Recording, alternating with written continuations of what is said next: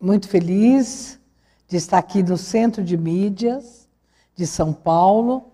Realmente muito feliz de poder transmitir as minhas vivências e enquanto médica. E hoje vou tentar transmitir para vocês as vivências que podem acontecer na área da gravidez e das doenças sexualmente transmissíveis na sala de aula.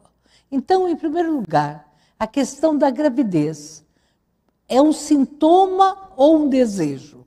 Durante muito tempo, os psicólogos disseram, não, as adolescentes desejam engravidar. Mas se há um desejo, como é que é tão difícil lutar contra esse desejo? A minha pergunta é, por que as adolescentes devem ou deveriam desejar a gravidez? Elas desejam a gravidez porque realmente os desejos e a perspectiva de futuro, elas se perderam pelo caminho. Isso já foi uma decisão colocada na Organização Mundial de Saúde, da qual eu tive a honra de participar das discussões, de que a gravidez é um sintoma. E, com certeza, ela está mais alta nos países com menor renda financeira, menor PIB. Para vocês terem ideia, a média do mundo é 44 por mil. Cada 1.000 adolescentes do sexo feminino, 44 engravidam. Se 44 engravidam, né, como é que nós vamos ter, na verdade, uma margem maior ou menor? Na Inglaterra, essa média está em torno de 10 para 1.000. E no Brasil, nós estamos em 44 por 1.000. Uma média que é parecida e é maior do que da Bolívia, maior do que, com certeza, a Argentina. Vamos voltar? A Argentina é maior do que do Chile e está parecida com o Paraguai e com o Equador. Então, na América Latina, nós estamos muito mal na fita, principalmente na gravidez abaixo de 15 anos. Bem, então vamos pensar nos professores, que são, na verdade, os grandes educadores e os grandes agentes de saúde. Sem educação, não há saúde. Então, para todos os profissionais de saúde, com certeza, a educação é a grande agência de saúde. Bom, e aí a primeira pergunta que os adolescentes acreditam, que não engravida na primeira vez. Então, a pergunta, pode engravidar na primeira vez? Não, na primeira vez não. O organismo está só testando. Não. É possível engravidar na primeira relação sexual? Sim, e até que ela não seja incompleta. Quando não houver penetração, é possível engravidar na primeira vez. Bem, às vezes a menina chega e pergunta, pode engravidar na primeira vez? Ela já está ligeiramente grávida e não quer falar. Às vezes a menina chega e diz para mim, diz para os profissionais de saúde, por que a senhora acha que a menstruação atrasa? Ela já está atrasada. Então é importante que cada pergunta feita na sala de aula, vocês digam assim, não entendi a sua pergunta, por que a menstruação atrasa? Ah, por que você acharia que a menstruação atrasa? Porque com certeza ela já pesquisou no Google e já está com muito medo de falar. Dependendo do jeito que nós falarmos, nós vamos afastar essa adolescente e ela não vai contar para ninguém adulto, vai contar para a colega que também não sabe. Bom, o mais frequente é dela chegar na sala de aula ou também no ambulatório dizendo, olha, minha amiga está com a menstruação atrasada. Amiga é ela, só que ela não pode contar. Outra coisa, ter relação incompleta engravida, como eu disse, incompleta engravida sim. Não é preciso ser uma relação completa. E quantas meninas eu fiz o pacto de que eram com ímen íntegro. Elas não se julgavam virgens, estavam com ímen íntegro e realmente estavam grávidas. Bom, uma grande pergunta é quando é o período fértil. Atenção, todos os períodos são férteis, alguns mais e outros menos. Eles hoje têm um aplicativo e que o período fértil geralmente fica entre 10º dia ou 17º dia, a partir do primeiro dia da menstruação. Uma regrinha básica é, a primeira semana é menos fértil. As 2 semanas no ciclo são mais férteis. E a última semana é menos fértil. Por quê? Essa menina estressada, ela pode ovular fora de época. Todas as mulheres podem, mas na adolescência, que está se ajeitando o período hormonal, ela pode ovular, às vezes, no 7º dia, no 8º. Mais frequente é que ela ovule 14 dias antes da próxima menstruação. Veja bem, se ela vai menstruar daqui a 28 dias, 14 dias antes, ela vai ter o período fértil. Como esse período dela, nós não sabemos quando ela vai menstruar, porque ainda é irregular, se ela menstruar de 23 em 23 dias, 23 menos 14 dá 9. Então, no 9º dia seria o tempo da ovulação. Como 2 dias antes e 2 dias depois da ovulação ainda é o período muito fértil, então fica difícil calcular. O melhor é dizer, olha, relação incompleta, aquele famoso coito interrompido, ou tirar fora da hora H, pode engravidar sim. E o período fértil, ele é qual? Menos e mais. Então não vamos arriscar, nem com o aplicativo do computador, que tem vários nomes simpáticos, e nem com as contas matemáticas que não existem. Bem, e aí? Qual é o papel da informação? Veja, nós médicos, nós professores, nós pais, sempre temos a ideia de que eu informei, eu já ensinei. Não. A informação, ela não basta, é uma negociação. Para quem lida com a alfabetização, é a mesma coisa que o adolescente sabe juntar as letras, mas não entende o que está escrito, não entende o texto. Para entender o texto, precisa ter segurança e toda uma habilidade. E a habilidade que vai na negociação. O adolescente pode saber tudo sobre os métodos, tirar 10 de biologia, mas na hora de negociar, ele é o menino mais lindo. Como é que eu vou dizer para ele? É muita areia para o meu caminhãozinho. Então, se uma mulher mais velha, se uma mulher adulta, muitas vezes tem tanta dificuldade de falar com o seu parceiro sem preservativo ou sem eu me prevenir, eu não tenho relações, como é que nós vamos exigir do adolescente que ele só com informação ele tem habilidade de mudar o seu comportamento? Informação é fundamental, mas a negociação ela envolve informação e poder se colocar com autoestima e autoimagem. Adolescente que não tem autoimagem, ela não tem segurança. Sem segurança, ela não negocia e não exige. Ela acha que vai perder aquela oportunidade, nunca mais. Principalmente se o menino disser, olha, eu sei me prevenir. Na hora H, eu me defendo. Ou então, olha, eu não gosto de usar camisinha, me aperta. As outras meninas que eu tenho vida sexual, elas nunca exigiram. Você é chata. Olha, eu vou ficar com outra. E esse ficante, né, vai acontecer que ela se sente muito desprezada e muito insegura. Então, informação é importante, mas a informação não responde, não muda a insegurança, a ansiedade e a falta de possibilidades de negociar com o parceiro.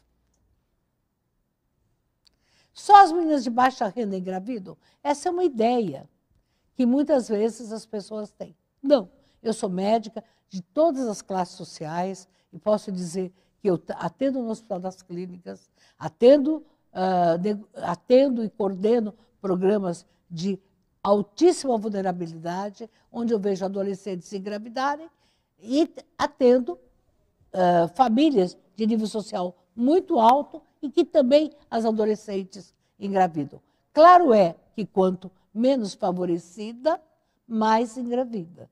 Porém, nós sabemos que aquela adolescente com baixa autoestima, mesmo com alto nível de escolaridade, não tem decisão, não tem imposição para negociar ou adiar aquela relação. Então, veja, todas as classes sociais podem engravidar. Agora, com certeza, quem tiver na escola, que tiver mais habilidades, vai conseguir negociar melhor. Bom, e os pais? Quais são os mitos e os tabus? Isso que é importante. Os pais acreditam que ele já ensinou tudo. Os pais acreditam, não, meu filho já sabe, minha filha já sabe. Até já me disse, mãe, para de falar, você já falou isso tantas vezes. Alguns também acham que a escola é que tem o dever de informar. Nós sabemos quantos pais hoje estão delegando para a escola uma tarefa monumental de informação. Pode ir? Então, os pais, eles acreditam, nada vai acontecer com eles. O meu filho não, eu já ensinei tudo para eles. Eles não, ou então, eles não querem ouvir, eles dizem que já sabe tudo. Ou a grande pergunta, quando eu devo falar sobre sexo? Quando é que horas eu devo falar? E aí o pai acredita que quando for falar, a mãe, quando acredita, é ser uma enciclopédia.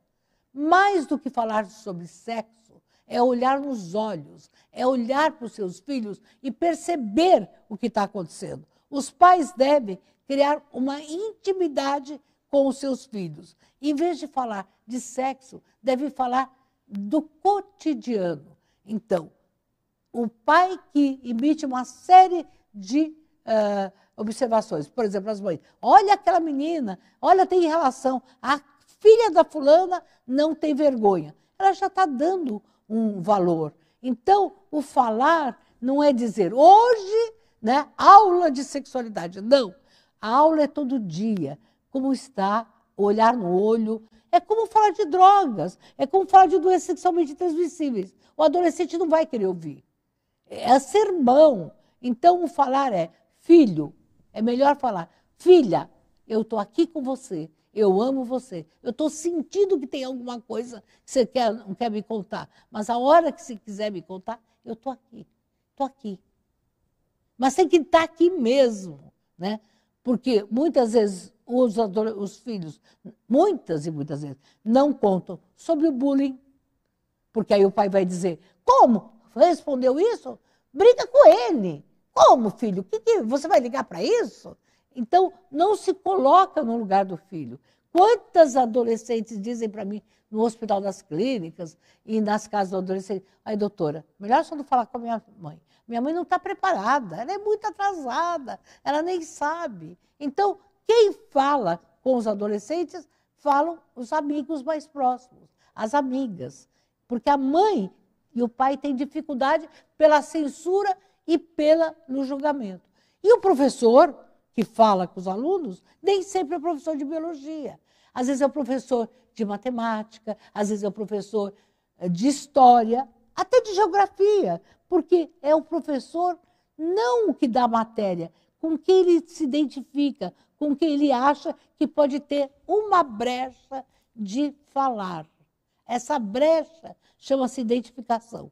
Então, quando o adolescente chegar e fizer perguntas lá atrás, o que é período fértil, por que a menstruação atrasa, não comece a dar uma aula de ciclo hormonal, estrógeno, progesterona. Olhe também no olho e diga assim, eu não estou entendendo bem essa pergunta. O que você já sabe de... Ou então, conta para mim o que você já leu, o que você já sabe de período fértil. Eu sei isso. E se você acha que o período fértil pode ser atrapalhado pelo nervosismo, pela ansiedade, então é uma brecha. Minha amiga está grávida, então vamos lá. Sua amiga está grávida? A menstruação dela está atrasada. E como é que você acha que ela está se sentindo? Como é que você acha que a gente pode ajudar essa sua amiga? Essa sua amiga é ela. tá bem? Então, os pais, ou de um autoritarismo, eu confio que o meu filho não vai acontecer, ou então, eu não sei o que fazer, ou meu filho não aprende nada, ou a escola deve dar tudo.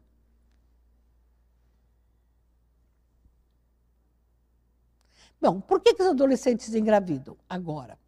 Primeiro, a idade da menstruação, que é a menarca, a primeira, está diminuída. Então, o fato de diminuir, olha, só para vocês terem ideia, eu sou médica há mais de 40 anos. Quando eu me formei, a idade da menstruação era 13 anos. E agora, a idade da primeira menstruação é 11 anos, 11,8 anos. Um ano de diferença muda de série, muda de exposição. Então, aumenta a possibilidade. Porque quando a menina menstrua, é um ritual de passagem. Ela fica moça. A sociedade cobra dela. Agora que você já é moça, você já está muito grande, mas está muito pequena para outras coisas. Que, aliás, é muito assim que o adolescente se sente. Muito grande e muito pequena. Então, muitos pais têm dificuldade de falar sobre sexualidade. E aí eu volto a tranquilizar os pais e os professores. Não precisa ser uma enciclopédia. Falar de sexualidade pode ser falado em grupo, na escola, numa roda de conversa, pode ser falado... Falar é ouvir.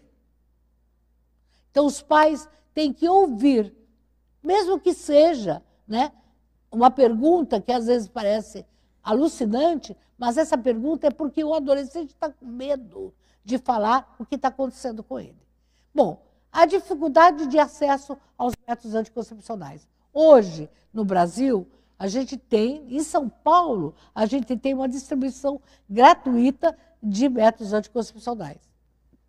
Mas a adesão é a dificuldade de chegar e pegar a camisinha, de estar com ela, ou de estar com a pílula anticoncepcional. E nesse tempo de coronavírus, a Organização Mundial de Saúde está estimando que nós vamos ter mais de 17 milhões de filhos de mães adolescentes, porque não tiveram possibilidade, mesmo aquelas que já estavam usando, não podiam sair de casa, não chegavam, às vezes era brecha, no caminho da escola, voltavam, o acesso a chegar na farmácia, quer dizer, ela não vai ter dinheiro, como é que ela vai chegar e comprar um preservativo ou usar o método anticoncepcional? Então, o tempo de coronavírus vai dificultar, sim, a adesão aos métodos anticoncepcionais. Mas, além de aderir, é preciso continuidade.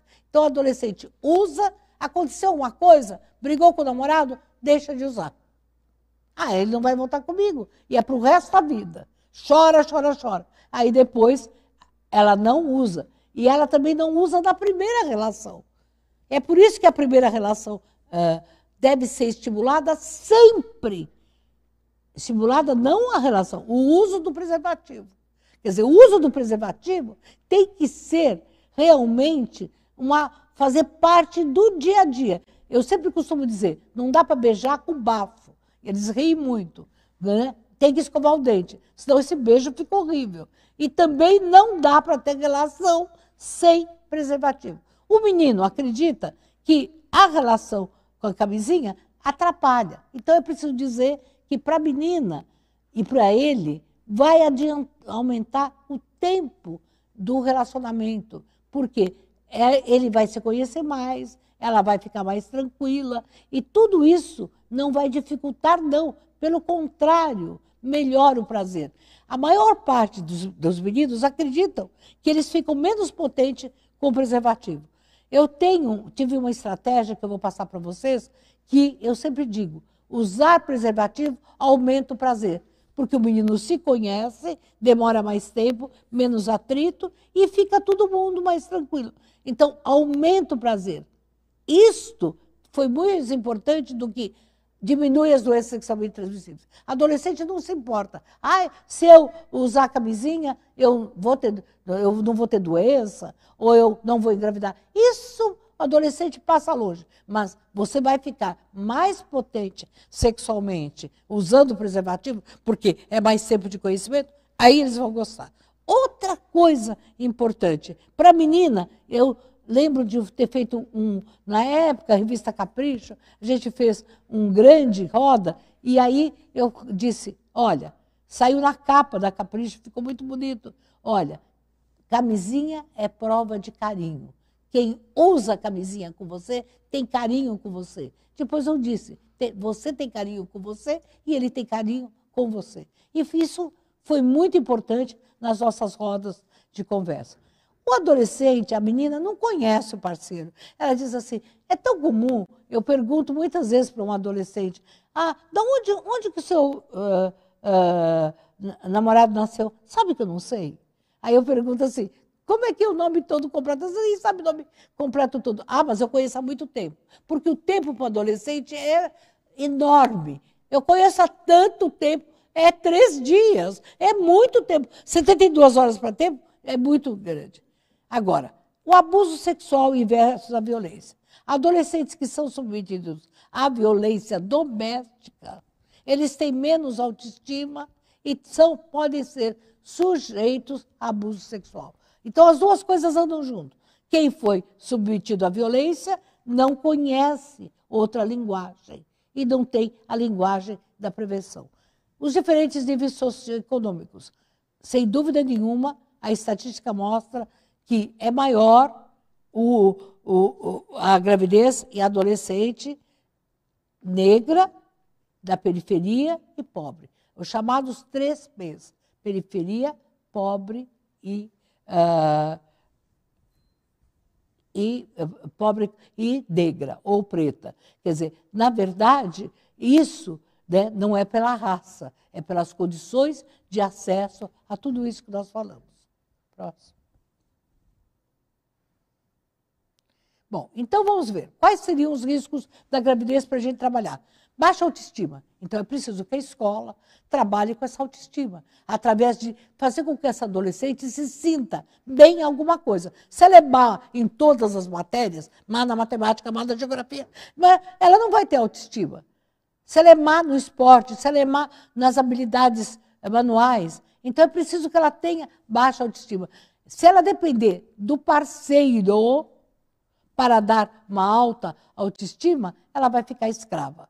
Aquela adolescente que é instável, faz parte da adolescência, um dia feliz, outro dia não. Mas essa situação de muita rapidez e instabilidade, ela realmente dificulta o comportamento de compromisso. Aquela adolescente que tem uma falta de esperança, ela não acredita, ela não tem projeto de futuro, ela não consegue acreditar numa mudança de mundo. Então, e a falta de atitude preventiva. Imagina agora, no tempo da pandemia, o que nós vamos ter. Adolescente que não consegue imaginar o que vai acontecer. Adolescente que, nossa, não vai mudar isso. E com todas as situações. Então, nós já estamos preparando, hoje, inclusive, estava falando do nosso projeto que nós vamos fazer, Gravidez é para toda a vida, que vai ser para o ano que vem, e, sem dúvida nenhuma, os índices deste ano vão aumentar a gravidez na adolescência. Nós que vínhamos numa diminuição, a gente já está preparada, já está nos nossos serviços. Adolescente que está com atraso menstrual, pedindo teste, pedindo pílula no dia seguinte. Bom, adolescente que vive em crises familiares, e esse tempo de pandemia, vão ser crises de tudo.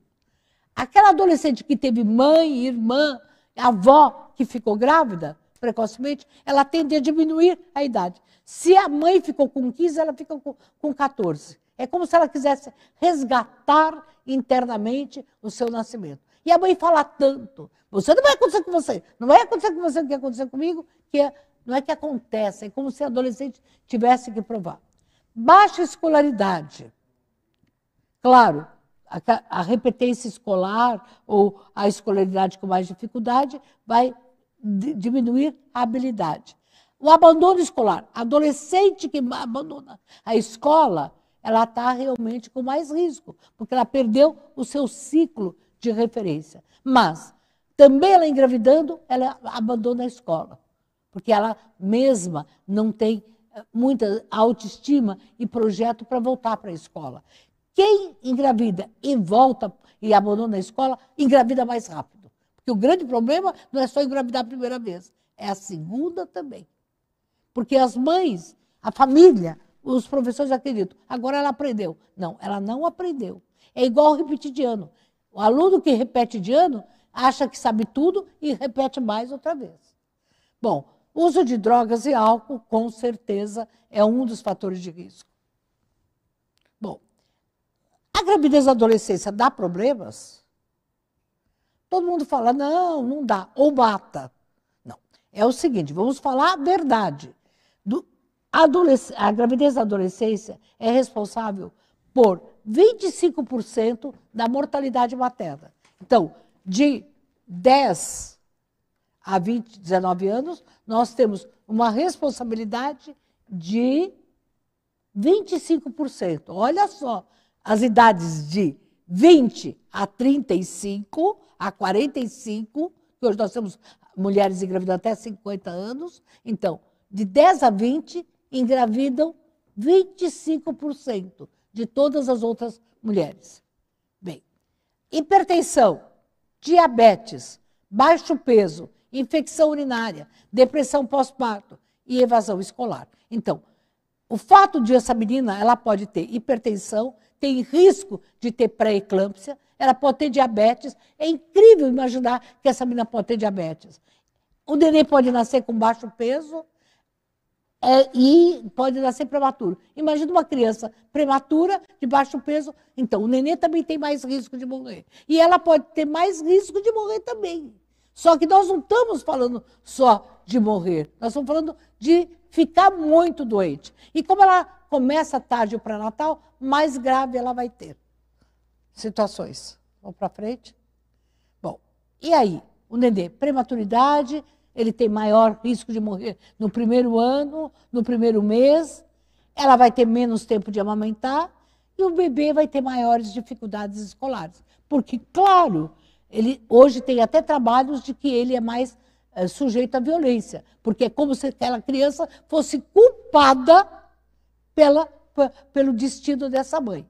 Então, a mãe, que muitas vezes não cuida do bebê, que a responsabilidade de 70% é da família da menina, a família do menino está ausente economicamente e nos cuidados, ela vai se sentindo diferente, ela vai se sentindo excluída, ou ela maltrata essa criança se ela não for acolhida. Então, eu não estou dizendo que todos, estou dizendo que existe uma necessidade de uma ação multidisciplinar, de um acolhimento na escola, para que ela tenha um compromisso com essa criança. Pode ir para frente? Bom, e agora? Quais são as doenças sexualmente transmissíveis mais frequentes? Agora a moda é o HPV, é a sífilis, a clamídia, a gonorreia. Então, voltando. O HPV, ele só é visto muitas vezes com verrugas. Muitas vezes ela tem o HPV porque são microverrugas. Ela só vê as grandes. As grandes que ela vê não é problema. Então, vamos pensar, para os professores, todo mundo fica falando, não precisa dar aula, é assim, se tem uma verruguinha, uma bolinha em qualquer parte dos genitais, tem que buscar ajuda. Se tem um corrimento, um menino ou uma menina, tem que procurar ajuda. Se tem ardor para urinar, se tem ardor na vagina, tem que procurar ajuda. Mas o maior problema são as dores pélvicas. É aquela menina que tem tanta dor que não entende. E isso pode causar até esterilidade. Gonorreia, por exemplo, não dá muito, pode passar o corrimento e ter depois esterilidade. A sífilis pode ser, na verdade, bolhas nos braços, como se fosse uma alergia, e de repente ela começa com uma bolinha, tem lesões na pele como se fosse uma alergia, e de repente ela fica assintomática, mas dá consequências péssimas para a criança e mais tarde para as pessoas com problemas neurológicos. Então, veja bem, as doenças sexualmente transmissíveis, nós temos que mudar para a saúde sexualmente transmissível. E a saúde sexualmente transmissível vai ser feita com prevenção, com a camisinha. Então, é dupla proteção. O anticoncepcional para as meninas e a camisinha para os dois, seja feminina ou masculina. Eu me preservo. Para frente. E aí, o que eles perguntam? É um vírus? Tem vários tipos? Tem o cancerígeno? A doença sexualmente transmissível por hormônios? Tem verrugas? É difícil aparecer no homem? Tudo isso é verdade. é difícil aparecer nos homens, o HPV é muito mais difícil aparecer na mulher, né? Mais fácil ver na mulher. Mas nós temos, inclusive hoje, o HPV, uma vacina, que nós fizemos um trabalho enorme. E as pessoas têm medo de tomar a vacina. Veja, está todo mundo atrás da vacina dessa pandemia, do Covid. Tomare que agora todo mundo, depois do Covid, comece a usar também a vacina do HPV, que nós temos e que está estocada, que no Brasil todo. A gente teve que fazer um trabalho aqui com a educação e com a saúde para que as professoras ficassem mais tranquilas, não, para que os pais não deixassem de se vacinar. Da vacina não estimula nenhuma doença, não estimula a sexualidade. É a mesma coisa que dissesse. O vírus da pandemia, se tiver uma vacina, a gente vai estimular a pandemia. Não vai estimular. A gente vai prevenir. E aí, o que pode acontecer? Pode subir para o útero, a verruga, pode dar câncer, pode dar câncer nas meninas. Mas isso demora 10 anos. E agora, como é que se pega HPV? Pega-se da vida sexual. Então, importantíssimo a prevenção. Pode ir, pode ir? Bom, pode, eu vou pular essas partes. Bom, nenhuma doença sexualmente transmissível se pega no banheiro. Precisa ter uma poça, tomar banho de esperma para pegar. Não pega. Pega na relação. Agora, algumas roupas é possível. Então, não é para usar roupa de ninguém. Por exemplo, candidíase, se usar a roupa da amiga, pode. E AIDS e sífilis também não pega. Mas você pode pegar corrimentos que ajudem. Bom, e aí a vacina? Tem gente que ficou paralítico. A vacina dá mal-estar. Quer dizer, não. Hoje nós temos uma vacina para todas as doenças sexualmente transmissíveis. Não temos para AIDS, não temos para sífilis, mas temos o preservativo, que é uma grande vacina. E para o HPV, temos também a vacina do HPV. Bom, aí, lembrar que a adolescência, ela busca a si mesmo, ela tem onipotência, tem necessidade de intelectualizar, a questão de gênero e papel, a dominação, o menino tem medo de falhar, a menina tem medo de não agradar, tem a discussão do tempo, tem a dificuldade e fantasia com a realidade e tem o grupo. Então, o professor tem que buscar tudo isso, que é uma forma de discutir sexualidade. Em vez de discutir sexualidade, nós temos que aumentar a autoestima, a autoimagem. E discutir sexualidade não é discutir atividade sexual. A gente informa, sim, e fornece as ferramentas para que os adolescentes tenham diálogo e tenham principalmente autoestima. Doutora, estamos acabando, faltam apenas 7 minutos, e eu queria passar para a senhora algumas perguntas que a gente Pode tem ir. aqui. Tem um professor Adalberto, ele está falando sobre a preocupação que eles têm com o abuso, como eles devem lidar com isso na escola. Veja, então é fundamental. O abuso, acho que a gente volta uma hora para falar especificamente de abuso. Mas o abuso, assim, toda criança que disser, adolescente, que disser, olha, eu tenho... Primeiro, todo adolescente não deve permitir nenhuma carícia nas partes íntimas ou carícia de beijo de adulto. Toda vez que esse adolescente for tocado ou for estimulado a tocar algo que ele não goste, ou que ele entendeu que é diferente, ele pode ser vítima de abuso. O professor tem que estar muito atento e não fazer as perguntas. Ah, como é que foi? Conte, o que está acontecendo? Quem é que cuida de você? Sabe, estar mais disposto a ouvir. A tendência grupal online, ela é fundamental neste momento. Porque, veja, muitas vezes o grupo, ele assume um papel de proteção, ou de invasão, ou de risco. Então, se os professores puderem, na escola, fazer a roda de conversa, que é fundamental, lembrando que, na primeira relação sexual, os adolescentes têm medo, e a menina e o menino medo de falhar, não é o problema do conhecimento, é o medo de não agradar da menina e o medo de falhar. E principalmente entender que os adolescentes dos anos 90 conheciam os métodos anticoncepcionais. Conhecer sobre drogas, conhecer sobre doenças sexualmente transmissíveis, conhecer sobre gravidez, conhecer sobre abuso não garanta. O que garante é a segurança do adolescente poder buscar ajuda e também poder dizer não. Para dizer não, ele precisa ter segurança. Bem, então vamos trabalhar autoestima, autoimagem, autocuidado, segurança, direitos, gênero, cidadania. Eu vou falar isso 200 vezes, mas é da mão dos professores que está. A construção da autoestima e da autoimagem é muito mais do que do profissional de saúde, muito mais do que a escola. A gente está com a escola, a família está com um papel menor do que a escola, porque a construção da família, a família está em transformação. Isso é muito difícil, a gente de pensar numa família transformada. Nós temos vários tipos de família, mas a escola pode fazer um grande movimento. Eu costumo dizer, olha, muito mais do que falar. Os métodos é dizer, dupla proteção.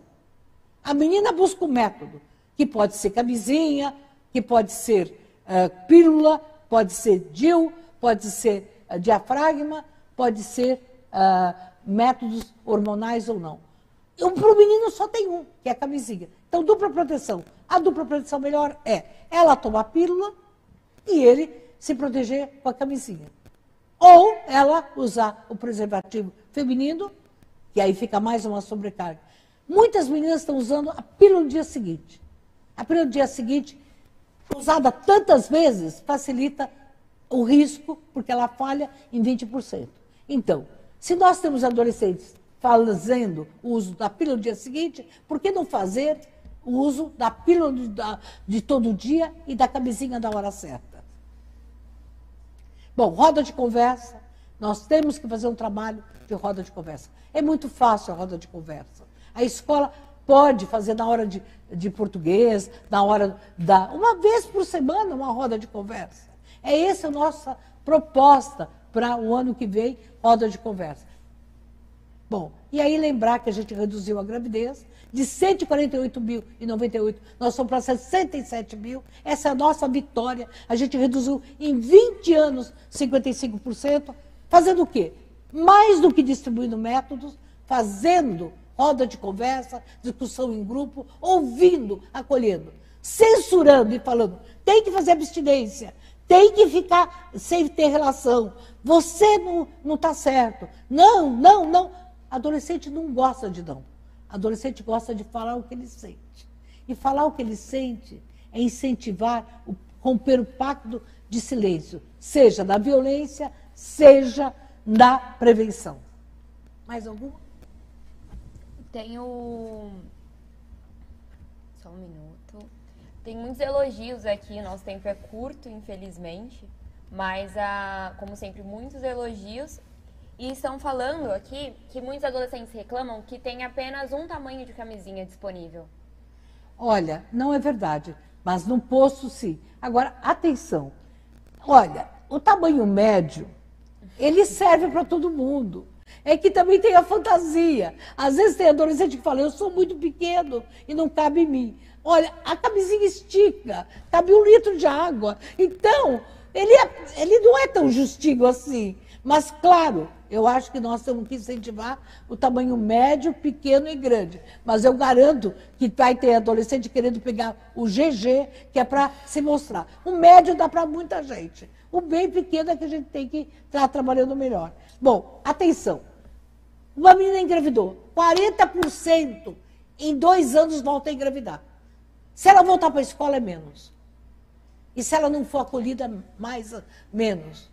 Agora, se essa menina abortar, olha, espontaneamente ou provocado, ela em 6 meses, ela volta a engravidar. Então, gravidez não ensina ninguém, nem da família, nem dela.